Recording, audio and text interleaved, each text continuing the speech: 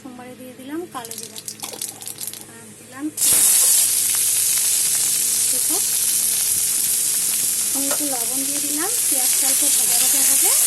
তারপরে আমি ভাত করলা সিদ্ধ করে ভিতরের বিচিগুলো দূর করে 5-6টা কাঁচা লঙ্কা এখন একসাথে পেস্ট করে সব একসাথে এখন পুর বানিয়ে দেবো পেঁয়াজের সাথে। পেঁয়াজ আমার ভাজা হয়ে গেছে। এখানে সিদ্ধ করে রাখা ভাত করলার বিচিগুলো আর কাঁচা লঙ্কা 6টা আর একটা রসুন একসাথে পেস্ট করে নেব। সব একসাথে এখন পুর বানিয়ে নেব।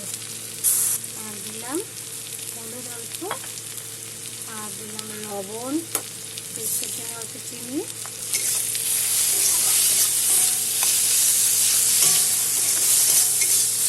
পুর আমার রেডি হয়ে গেছে। আমি ভরিয়ে নিয়েছি, এরকম করে সবগুলোর মধ্যে ভরিয়ে নেব। আর এখানে আছে চালের গুঁড়া, হলুদ আর লবণ দিয়ে গুলিয়ে নিয়েছি। তোমরা এটা বেসন দিয়ে গুলাতে পারো, কিন্তু চালটা দিয়ে করলে খেতে খুব টেস্টি হয়, ক্রাঞ্চি হয়।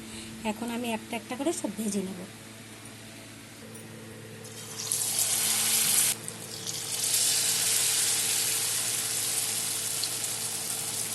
এরকম করে আমি সবগুলা ভাত করলার পুর ভেজে নেব। তারপর আপনাদেরকে আমি দেখাচ্ছি। আমার ভাত করলার পুর রেডি হয়ে গেছে।